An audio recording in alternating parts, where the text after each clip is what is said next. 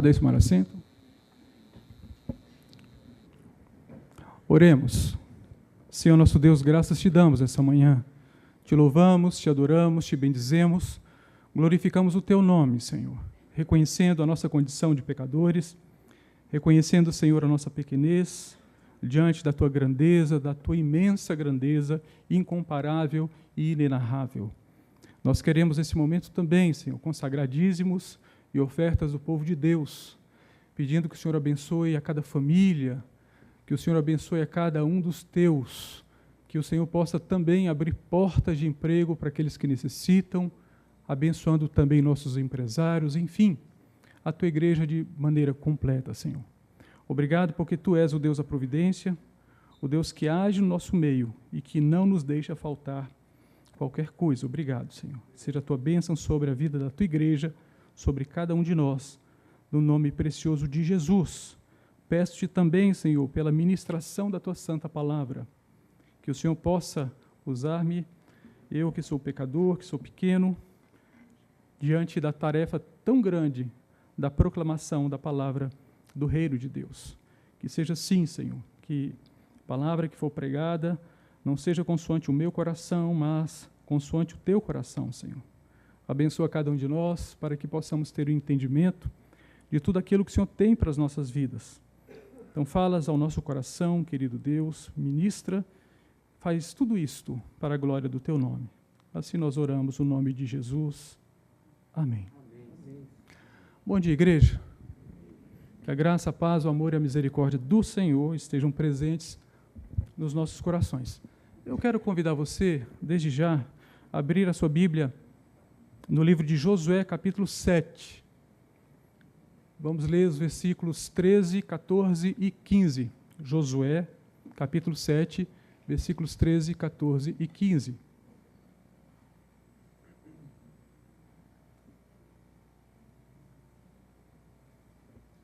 Dando sequência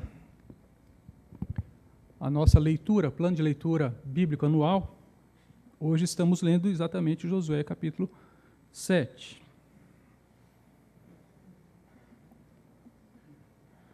Josué, capítulo 7, versículos 13, 14 e 15 diz: Dispõe-te, santifica o povo e dize: Santificai-vos para amanhã, porque assim diz o Senhor, Deus de Israel: há coisas condenadas no vosso meio, ó Israel. Aos vossos inimigos não podereis resistir, enquanto não eliminardes do vosso meio as coisas condenadas. Pela manhã, pois, vos chegarei segundo as vossas tribos, e será que a tribo que o Senhor designar por sorte se chegará, segundo as famílias. E a família que o Senhor designar se chegará por casas, e a casa que o Senhor designar se chegará homem por homem. Aquele que for achado com a coisa condenada será queimado, ele tudo quanto tiver, porquanto violou a aliança do Senhor e fez loucura em Israel. Título do sermão desta manhã: Uma noite de tormento. Uma noite de tormento. O que você faria se soubesse que logo na manhã seguinte, bem cedo, o Senhor Deus Todo-Poderoso, o Deus 3 vezes Santo, viesse ao seu encontro para um acerto de contas? Você dormiria bem? Como você passaria a noite? Teria paz, sossego, tranquilidade? Antes de me responder essa questão, vamos ao contexto do livro de Josué. O capítulo 1 do livro de Josué, Deus vem até Josué e o anima, porque não era fácil substituir um líder como Moisés, que falava com Deus face a face. Mas o fato era que Moisés estava morto e havia chegado a hora de o novo líder de Israel, Josué, assumir o seu posto e os encargos à frente da grande nação escolhida por Deus. O versículo chave do capítulo de número 1 é o versículo 9, que diz: Não te mandei eu, ser forte e corajoso, não temas, nem te espantes, porque o Senhor teu Deus é contigo por onde quer que andares. No capítulo 2, Josué manda 2 espias para a terra de Jericó, para entrarem na cidade fortificada, a fim de observarem tudo o que havia ali. Em Jericó, são hospedados na casa da prostituta Raabe, e foram protegidos por ela contra os guardas da cidade. E assim, eles têm sua vida garantida. E por causa disto, eles entram em acordo e empenham a palavra de forma que Raabe e sua família seria toda salva no dia em que o Senhor entregasse Jericó nas mãos de Israel. Versículo de número 10 vai nos dizer o relatório daquilo que os cidadãos da cidade sentiu em relação do povo de Israel. Veja o que diz Raabe. Versículo 10 do capítulo 2. Porque temos ouvido que o Senhor secou as águas do Mar Vermelho diante de vós, quando saís do Egito, e também o que fizestes aos 2 reis dos amorreus, Seom e Og, que estavam além do Jordão, os quais destruístes.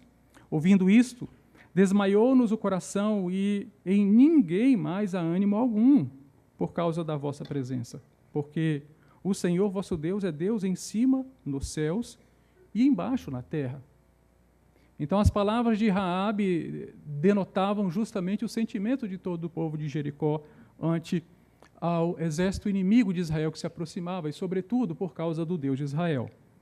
A conclusão a que chegam os espias quando passam um relato a Josué está no versículo 24 do capítulo 2. E eles dizem: certamente o Senhor nos deu toda esta terra nas nossas mãos, e todos os seus moradores estão desmaiados diante de nós. É interessante, queridos, porque Josué não manda 12 espias para verificar Jericó, ele manda apenas 2. Talvez ele se lembrasse de que apenas ele e Calebe foram favoráveis à entrada na terra, porque entendiam que o Senhor já a tinha prometido e que o Senhor cumpriria integralmente sua palavra. Capítulo 3, encontramos a descrição da maravilhosa travessia do Rio Jordão, numa época de cheia. Os sacerdotes, conduzindo a arca rumo ao rio, foram à frente do povo, e depois deles seguiram 12 homens, um representando cada uma das 12 tribos de Israel. E na medida em que os sacerdotes caminhavam e, chegando no rio, molharam os pés, as águas do Jordão cessaram de correr. Uma imensa parede de água foi formada, então os sacerdotes pararam no meio do Jordão, e o povo atravessou com o pé enxuto. O versículo central de Josué 3 é o de número 7. Palavra do Senhor que diz: então disse o Senhor a Josué: hoje começarei a engrandecer-te perante os olhos de todo Israel, para que saibam que, como fui com Moisés, assim serei contigo. Percebam, queridos, que há 40 anos atrás, Moisés fez o povo de Israel atravessar a pé enxuto o Mar Vermelho. E agora, Josué fazia a nova geração atravessar o Rio Jordão também com o pé enxuto. E a palavra do Senhor era integralmente cumprida na vida de Josué. No capítulo 4, nós encontramos um memorial. Um memorial é erigido com 12 pedras colhidas do leito do rio, e os versículos principais são os de números 23 e 24, e você pode acompanhar a leitura comigo. Josué 4, 23 e 24. Porque o Senhor vosso Deus fez secar as águas do Jordão diante de vós, até que passasseis, como o Senhor vosso Deus fez ao Mar Vermelho, ao qual secou perante nós, até que passamos, para que todos os povos da terra conheçam que a mão do Senhor é forte, a fim de que temais ao Senhor vosso Deus todos os dias. O Deus que fala é o Deus que faz. O Deus que promete é o mesmo Deus que cumpre. Tendo falado Deus, Ele certamente cumprirá. Amém? Você crê assim? Todas as promessas de Deus para as nossas vidas serão cumpridas. No capítulo 5, Josué circuncida todos os israelitas, porque a nova geração ainda não era circuncidada. A circuncisão era a marca da aliança com Yahvé.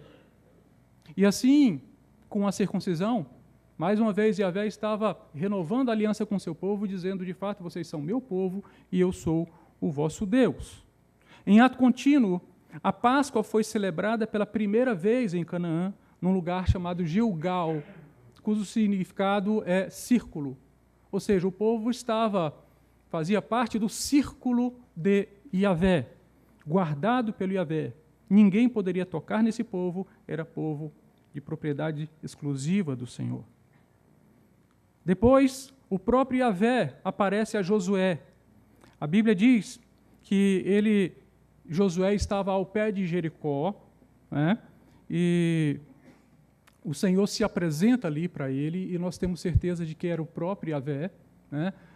Eu gosto de falar que ali se tratava de uma teofania da segunda pessoa da Trindade, ou, para alguns, uma cristofania, a própria manifestação de Jesus lá no Antigo Testamento. Claro que a gente só pode falar da pessoa Jesus com o seu nascimento em Jerusalém, mas a segunda pessoa da divindade, da Trindade, se fazia presente, ele que era o Verbo vivo, e lá na frente em Jerusalém passaria a ser o Verbo encarnado. E como nós sabemos que se tratava, aquele varão de guerra, do próprio Deus, e não de um anjo, por duas razões. Primeiro, porque ele aceita ser adorado, e um anjo do Senhor jamais aceitaria ser adorado. Em segundo lugar, por causa da santidade revelada no lugar. Perceba que ele estava ali aos pés da idólatra Jericó. O lugar não era santo, mas quando o Senhor chega, aquele lugar é santificado por causa da presença do Senhor. Então entendemos que era o próprio Yahvé, por que não dizer a manifestação da segunda pessoa da Trindade, aquele varão de guerra. Veja comigo os versículos 13 a 15 do capítulo 5. Estando Josué ao pé de Jericó, levantou os olhos e olhou, e eis que se achava em pé diante dele um homem que trazia na mão uma espada nua. Chegou-se Josué a ele e disse: És tu dos nossos ou dos nossos adversários? Respondeu ele: Não, sou príncipe do exército do Senhor e acabo de chegar. Então Josué se prostrou com o rosto em terra e o adorou, e disse-lhe: Que diz meu senhor a seu servo? Respondeu o príncipe do exército do Senhor a Josué: Descalça as sandálias dos pés, porque o lugar em que estás é santo. E fez Josué assim. Perceba que o Senhor se revelava de maneira mais profunda agora a Josué, de forma pessoal, assim como ele fez com o seu servo Moisés. E mais uma vez eu destaco, a palavra do Senhor era cumprida integralmente. O Senhor que fala é o Senhor que faz, o Senhor que promete é o mesmo Senhor que cumpre. Tal epifania representa pelo menos duas verdades, três verdades. A primeira, Yahvé estava renovando a aliança com Israel. Em segundo lugar, Yahvé pelejaria por Israel, porque ele se apresenta como um varão de guerra. E em terceiro lugar, o lugar onde Deus está sempre é santificado. Amém? Estamos tratando de Canaã, da idólatra Canaã, e agora era um lugar santificado por causa da presença do próprio Senhor, o Deus Todo-Poderoso. Capítulo 6. Temos no capítulo 6 a narrativa da conquista de Jericó. É claro que nós não teríamos tempo para descrever, mas entenda que era algo muito difícil, porque o muro de Jericó era duplo. Havia uma distância de 5 metros entre os dois muros. O muro externo tinha 2 metros de espessura e o interno 4 metros de espessura. Os dois muros eram ligados entre si por meio de casas construídas de través na parte superior. A casa de Raabe, por exemplo, era construída sobre os muros, o que facilitou a fuga dos 2 espias enviados por Josué. A Jericó idólatra seria logo destruída por Yahvé e por seu povo. Quando construíam uma casa, para que vocês entendam o nível de idolatria daquele povo, eles praticavam o chamado ritual dos alicerces, onde uma das crianças da família era sacrificada e o corpo era colocado num vaso e sepultado nos alicerces da casa. Assim, criam que a felicidade do restante da família estava preservada por causa daquele ritual. Por óbvio que isso ofendia o Senhor, o Deus Santo, o Deus Todo-Poderoso, o Criador. Nós encontramos as palavras de Paulo no capítulo 1 de Romanos, essa ofensa ao Senhor. Quando nós anunciamos o Evangelho, nós temos uma motivação doxológica, que significa dizer que o Senhor não está sendo adorado por ser Criador, o Senhor não está sendo adorado por ser o Senhor, o Senhor não está sendo adorado por ser o Salvador. As pessoas estão se cercando de ídolos pessoais. Calvino diz que o coração do homem é uma fábrica de ídolos. Quando nós pregamos o Evangelho, nós estamos trazendo novamente de volta a doxologia, a glória, a glorificação para o nome de Yahvé, dizendo para todas as pessoas, o nosso Deus é digno de toda honra, de toda glória e de toda adoração. Amém? Louvado seja o Senhor. Por 6 dias, Israel marchou em torno de Jericó. Nos 6 primeiros dias, Israel deu uma volta em torno do muro de Jericó. E no 7º dia, foram 7 voltas. É interessante notar que durante todas essas voltas, de todos os dias, inclusive do 7º dia, o povo marchava em silêncio total. Eu quero que vocês imaginem o coração derretido do povo de Jericó, vendo o imenso exército de Israel, composto ali de 600 mil guerreiros. Mas, muito mais do que isso, porque tinha a presença do Deus Todo-Poderoso, do varão de guerra, que ia à sua frente e que garantiria a vitória. Mas a Bíblia diz que na última volta do 7º dia, a 7ª volta, os sacerdotes tocaram as buzinas, chamando o povo à batalha. E o povo bradou um imenso brado de guerra. E a Bíblia diz que pelo poder de Yahvé, os muros de Jericó vieram ao chão. E todos entraram ali, os guerreiros entraram e fizeram tal qual a ordem do Senhor, passando ao fio da espada todos aqueles que cometiam tal nível de idolatria contra o Deus Criador, o Todo-Poderoso. Raabe e sua família foram salvos, segundo a marca escarlata do tecido colocado na janela, apontando para o sangue de Cristo Jesus, que uma vez seria derramado lá no Calvário. E através desse sangue, por meio dele unicamente, nós somos salvos. Não há outra forma de salvação, a não ser pela cor escarlate do sangue de Jesus. Amém? O sangue carmesim precioso do Senhor. Era um dia de vitória sem igual. Depois de 470 anos, Israel era finalmente vencedor de uma batalha. O povo de Israel agora podia se alegrar na presença do Senhor. Entraram na terra de Canaã e tiveram uma vitória belíssima, preciosíssima. O povo teve o seu coração aquecido, porque entendeu que, de fato, tudo aquilo que Deus havia falado, Ele cumpriria. O Deus que fala é o Deus que faz, o Deus que promete é o Deus que cumpre. E agora Israel estava experimentando isto, queridos. Mas aí nós chegamos ao fatídico capítulo 7 do livro de Josué. Havia uma determinação clara para que o povo de Israel não tomasse qualquer coisa das coisas condenadas.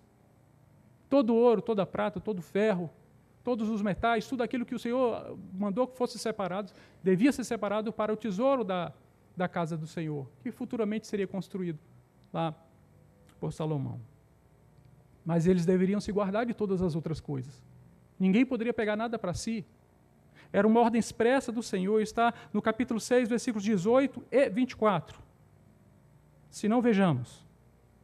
Tão somente guardai-vos das coisas condenadas, para que, tendo-as vós condenado, não as tomeis. E assim torneis maldito o arraial de Israel e o confundais.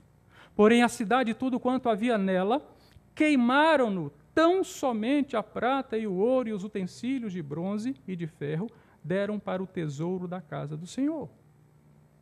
Então eles cumpriram o mandado do Senhor, todavia não integralmente. A palavra do Senhor diz que sua ordem não foi guardada, está no capítulo 7, versículo 1. Prevaricaram os filhos de Israel nas coisas condenadas, porque Acã, filho de Carme, filho de Zabde, filho de Zera, da tribo de Judá, tomou das coisas condenadas. A ira do Senhor se acendeu contra os filhos de Israel. Perceba que o pecado de um afetou todo o povo. Perceba que há consequências terríveis para o pecado e nós precisamos aprender isto. Uma lição tão difícil de aprender, queridos. Mas precisamos aprender que o nosso pecado pode trazer consequências para toda a comunidade da fé.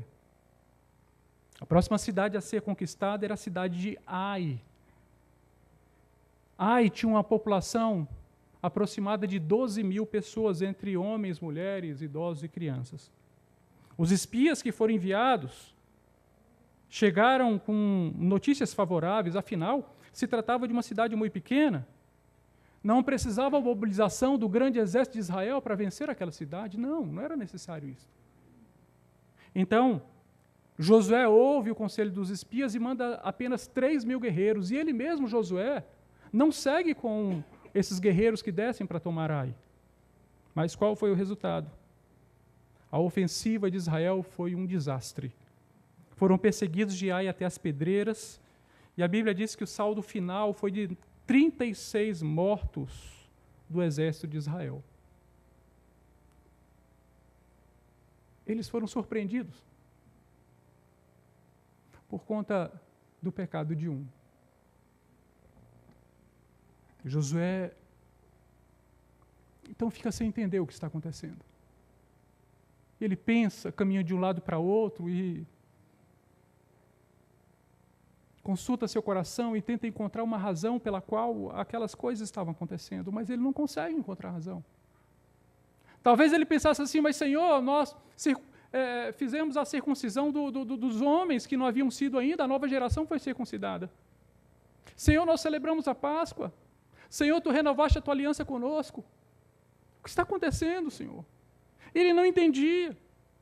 Então, no capítulo 7, versículos 6 e 9, ele vai orar, 6 a 9, ele vai orar ao Senhor e vai dizer, rasgando suas vestes, se prostrando com o rosto em terra, e a arca do Senhor, perante a arca do Senhor até a tarde, eles e os anciãos de Israel, e deitavam pó sobre a cabeça, e no versículo 7 ele diz, Senhor Deus, por que fizeste este povo passar o Jordão, para nos entregares nas mãos dos amorreus, para nos fazerem perecer?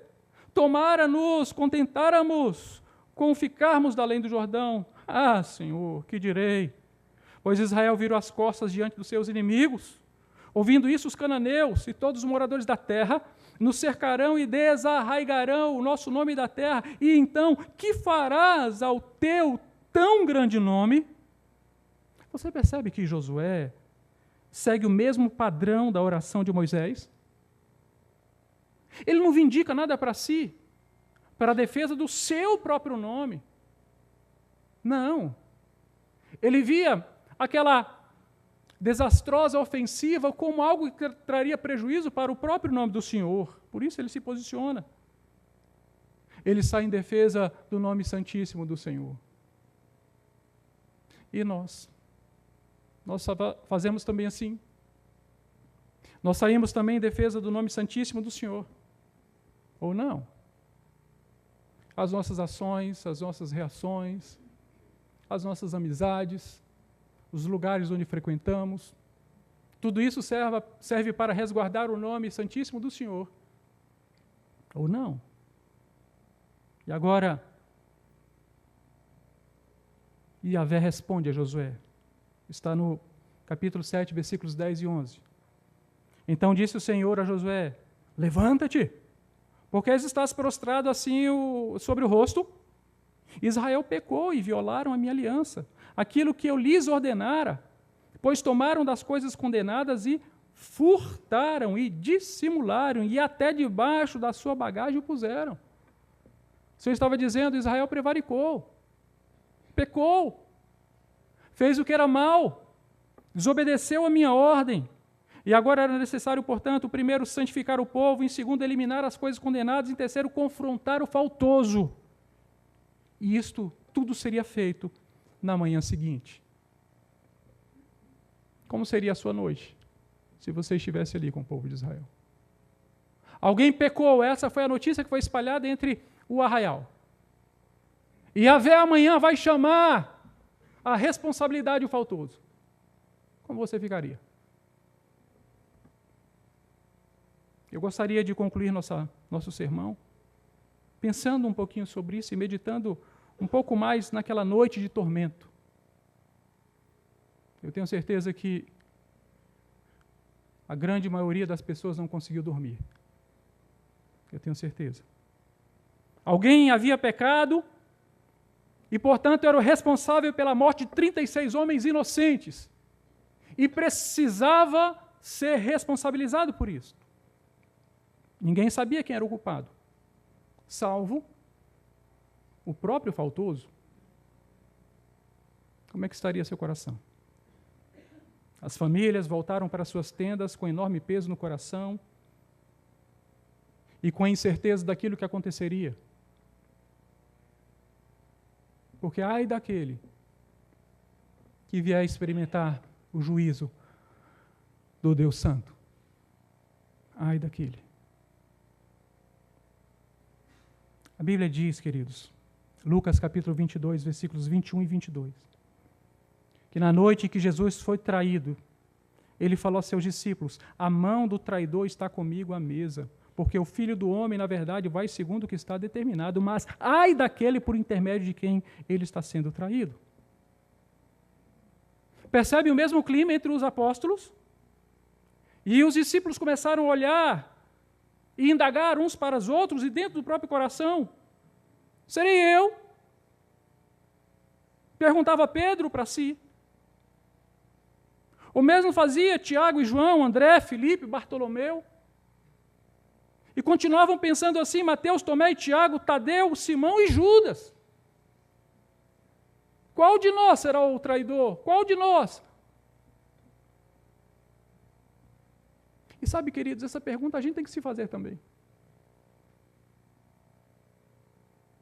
Eu tenho que olhar para mim, para o meu coração e perguntar isso, exatamente isto. Será que eu não tenho traído o meu Senhor? Porque é muito fácil olhar para a vida de Acã ou para a vida de Judas e colocar o dedo apontando. Mas é difícil olhar para nós. Porque não raras vezes nós somos condescendentes com os nossos próprios erros.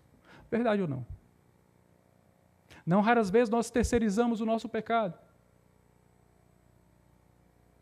É aquele que trai, lança culpa no outro. Olha, eu traí porque o outro não era bom comigo. Aquele com quem eu tenho aliança, seja do matrimônio, seja na empresa, seja na família, ele não é bom comigo e não guardou a aliança, então por isso é eu que estou traindo. Então a gente costuma fazer isso, a gente terceiriza a culpa. O fato, queridos, era que os 11 não sabiam, mas Judas Iscariotes já havia firmado o pacto de traição. E você precisa olhar para você mesmo, assim como eu preciso olhar para mim.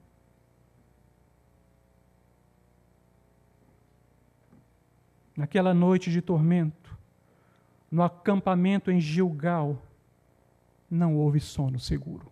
Não houve. Naquela noite de tormento, não houve descanso tranquilo. E as famílias dentro de suas tendas tinham seus olhares entreolhados, questionando uns aos outros e aos próprios corações, buscando saber, e nada. Mas Yahvé está chegando, amanhã de manhã haverá o acerto de contas, e quem será? E as palavras de Josué pululavam suas mentes, retirando o fôlego e afastando o sono. Aquele que for achado com coisa condenada será queimado, ele e tudo quanto tiver, porquanto violou a aliança do Senhor e fez loucura em Israel.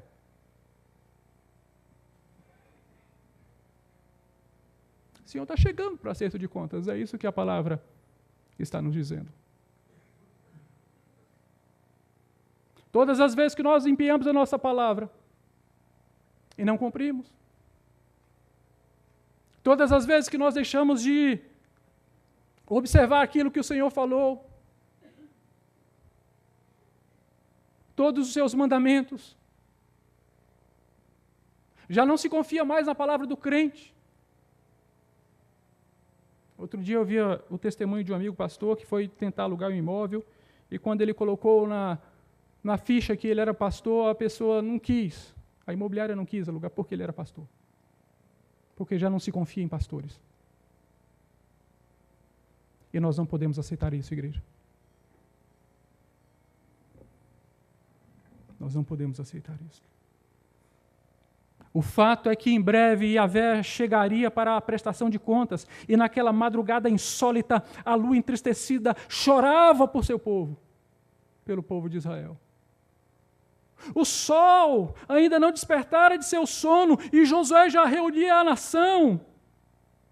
E no versículo 16 vai dizer: então Josué se levantou de madrugada e fez chegar a Israel segundo as suas tribos e caiu a sorte sobre a tribo de Judá. Eu acho que todos de Judá ficaram olhando uns para os outros e o sentimento de alívio das outras tribos. Mas a Bíblia diz: fazendo chegar a tribo de Judá, caiu sobre a família dos Zeraitas. Fazendo chegar a família dos Zeraitas, homem por homem, caiu sobre Zabde. E fazendo chegar a sua casa, homem por homem, caiu sobre Acã, filho de Carme, filho de Zabde, filho de Zera, da tribo de Judá. Está vendo a especificação? Não tinha como errar. Não tinha como errar. Então Josué diz a Acã: filho, confessa teu pecado e glorifica a Deus. Tem alternativa. Se aquela confissão foi genuína ou não, eu não sei, queridos. Se aquele homem foi alcançado para a salvação, eu não sei. Eu sei que depois de uma noite de tormento, a coisa ainda pode ficar pior. Quero ler o versículo 21 com os irmãos, por favor. Quando vi entre os despojos uma capa babilônica e 200 ciclos de prata e uma barra de ouro de 50 ciclos, cobicei-os e tomei-os. E eis que estão escondidos na terra no meio da minha tenda, e a prata por baixo. Ora, já não havia alternativa alguma para Acã que não fosse a confissão do seu pecado. Perceba, queridos, que o versículo 21 vai explicar aquilo que eu vou chamar de escada descendente do pecado. O que é a escada descendente do pecado? Primeiro, Acã viu os objetos condenados. Segundo, Acã cobiçou os objetos condenados. Terceiro, Acã tomou para si os objetos condenados. Quarto, Acã escondeu os objetos condenados. E foi interrompido aí pela ação do Senhor, mercê de Josué. Porque viria o quinto e último passo da escada descendente do pecado, que é utilizar-se publicamente dos objetos condenados. Um dia ele ia ter que tirar a capa, ia ter que usar a capa, ou teria que vender a capa, e para isso ele teria que expor a capa. Um dia ele teria que lançar a mão do ouro e da prata, e todos iam saber. Então, queridos, a lógica, a dinâmica, a escada descendente do pecado sempre consistirá em ver, cobiçar, tomar, esconder e publicar. E as coisas começam exatamente assim. Então, o que a gente tem que fazer? Nós temos que quebrar essa lógica do pecado, essa dinâmica do pecado. Temos que quebrar. O problema é que às vezes colocamos os olhos nas coisas condenadas e mantemos os olhos lá até que passemos a cobiçar. E depois não teremos outra alternativa a não ser tomar. E depois esconder, porque ainda há um senso de entendimento de que a justiça virá, então eu escondo. E finalmente, isso vai passando e o pecador, quanto mais, cada vez mais vai se tornando insensível ao pecado, e ele acaba publicando. É o cidadão que começa um caso fora do casamento. Ou é a esposa que começa com um caso fora do casamento. E vai seguindo exatamente isso até o fim. No final, ele encontra desculpas para assumir aquele novo compromisso, se divorciar da esposa, se divorciar do marido e assumir o novo compromisso. Dizer assim: olha, eu posso, porque afinal de contas, Deus me criou para ser feliz.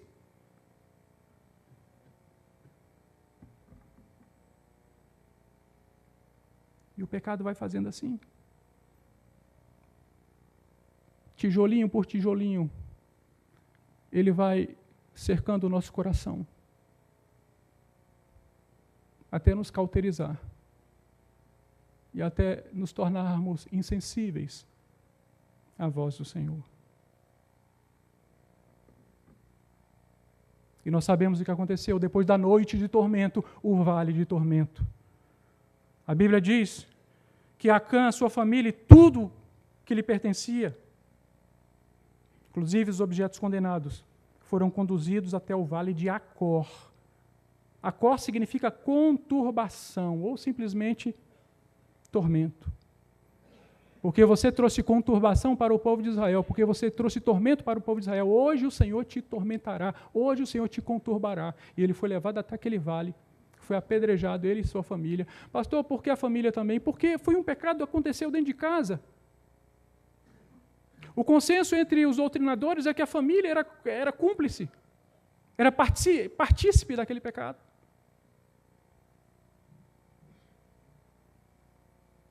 Foram apedrejados e depois queimados. E sobre seus corpos foi erigido um memorial que acredito que deve possuir um significado extremamente especial para nós. Cuidado com o que aconteceu com Acã. Cuidado com o que aconteceu com Acã. Cuidado. Agora eu quero falar para você, querido, preste atenção. Não olhe para Acã ou para Judas e o condene. Não. Olhe para você. Eu preciso olhar para mim. Porque a realidade é que existe um Acã dentro do meu coração. O meu coração, não raras vezes, se torna a tenda de Acã. E lá eu escondo coisas que foram condenadas pelo Senhor. Se não, vejamos, Paulo diz, Romanos capítulo 7, versículos 19 a 24. Porque não faço o bem que prefiro, mas o mal que não quero, esse faço. Mas se eu faço o que não quero, já não sou eu quem o faz, e sim o pecado que habita em mim. Então, ao querer fazer o bem, encontro a lei de que o mal reside em mim, porque no tocante ao homem interior, tenho prazer na lei de Deus, mas vejo nos meus membros outra lei que, guerreando contra a lei da minha mente, me faz prisioneiro da lei do pecado que está nos meus membros. Desventurado homem que sou, quem me livrará do corpo desta morte? Olha para o teu coração e veja se não é uma tenda. Olha para o teu coração e vê se Acã não habita ali. E quando a gente fala dessas coisas, geralmente a gente pensa nas coisas mais esdrúxulas, nos pecados mais esdrúxulos, né? No adultério, na fornicação. Mas e no pecado condenado, como todos os outros, é claro, mas quando nós não perdoamos o outro? E pegamos essa mágoa e escondemos dentro da tenda, no nosso coração. E quando nós somos ríspidos no tratar dos outros, com os outros?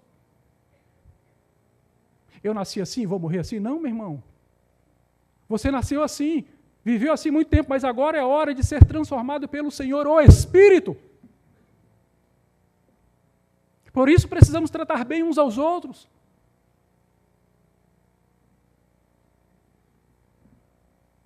Podemos, queridos, estar passando a noite na tenda de Acã, escondendo uma capa babilônica, prata e ouro condenados, embaixo do colchão em que dormimos.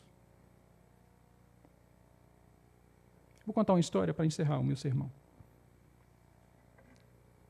Um certo homem incauto estava caminhando e passou por um determinado lugar e viu à beira do caminho um ovinho amarelinho, bonitinho, na beira do caminho.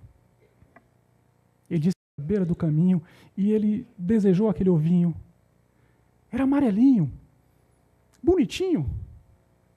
Ele guardou aquele ovinho, levou para casa, e quando chegou em casa, ele preparou uma estufa para chocar aquele ovinho e colocou ali, mas ele não se dava, não conseguia se afastar daquele ovinho, então na hora de ir para o trabalho, ele pegava o ovinho, colocava no bolso, sob o coração, e levava o ovinho para o trabalho. E ele tinha dificuldade de trabalhar porque não parava de pensar no ovinho, de vez em quando ele olhava o ovinho e falava assim, ovinho amarelinho, bonitinho, da beirada do caminho, você é meu. E chegava em casa, botava na estufa e cuidava daquele ovinho, e os dias foram passando, até que um dia a casquinha do ovinho trincou, e de lá saiu uma cobrinha, amarelinha, bonitinha, da beira do caminho. E ele passou a cuidar daquela cobrinha como se fosse a coisa mais bonita do mundo, mais perfeita do mundo, mais encantadora do mundo. E ele ia trabalhar, ele levava a cobrinha dentro do bolso. Se coubesse biscoito era bom, mas ele tinha que dar carne para a cobra, né? Ele levava carne, dava carninha para a cobra comia aquela carninha. Daqui um pouco a cobra foi crescendo, ele já não podia mais levar para o trabalho. E a cobra foi crescendo e passou a dar prejuízo, quebrava as coisas dentro de casa, os vizinhos reclamavam. Não tinha mais como esconder que era apenas aquele ovinho amarelinho que virou uma cobrinha, agora é uma enorme cobra amarela. E tudo que ele ganhava, tudo que ele tinha, foi para alimentar aquela cobra, e a cobra não se saciava e cada vez mais queria mais e mais. Até que ele não tinha mais o que dar para a cobra comer, então a cobra um dia olhou para ele, nhau, o devorou. É assim que faz o pecado. Era apenas um ovinho, pastor, amarelinho, bonitinho, à beira do caminho. Mas isso não lhe pertence, irmão. Isso não me pertence. Amém? Porque dali vai surgir uma coisa esdrúxula, com consequências eternas, que nós não conseguimos trazer a dimensão.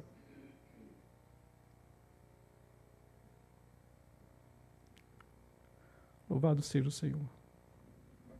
Pior do que a noite de tormento é o vale de tormento, queridos.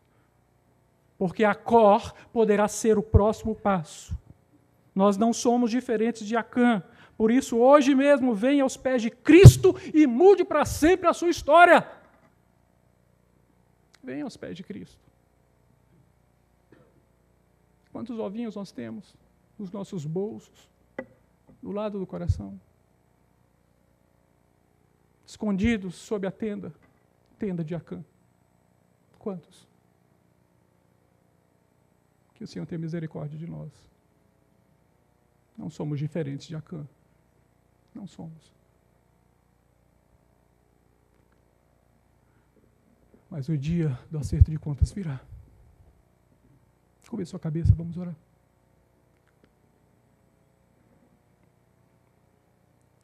Senhor, nosso Deus, tem misericórdia de nós. Tem misericórdia de nós, Senhor. Porque nós somos pecadores. Insensíveis tantas vezes à voz do Teu Espírito. Ah, Senhor, e já não temos mais lutado contra o pecado quanto deveríamos. E temos, Senhor, nos afeiçoado ao pecado. Porque ao ver, cobiçamos. Oh, Senhor. Ao cobiçar, tomamos. Ao tomar, escondemos. E depois publicamos. Guarda-nos, Senhor. Guarda nosso coração para não pecar contra Ti. Tem misericórdia, Senhor. Que a minha tenda do coração não seja a tenda de Acã. Que o Acã que mora em mim, possa ser retirado por causa da ação do Teu Espírito. Tem misericórdia, Senhor. E nos ajuda, Senhor. É a nossa oração, Senhor. Nós somos pecadores e precisamos tanto de Ti, Senhor. Tanto, tanto, tanto, tanto. E é o Senhor Santo Espírito que nos convence do pecado, do juízo e da justiça. Faz assim para a glória do Teu nome, Senhor. Faz assim. Vem e visita cada um de nós, Senhor. E se há porventura algo escondido sob o nosso colchão, o colchão da nossa vida, na tenda da nossa vida, transforma essa realidade, Senhor. E somos egoístas, somos altivos, somos soberbos. Tudo isso desagrada o Teu coração. Tem misericórdia de nós, Senhor. Eis a nossa oração. No nome de Jesus. Amém. Que Deus nos abençoe, igreja.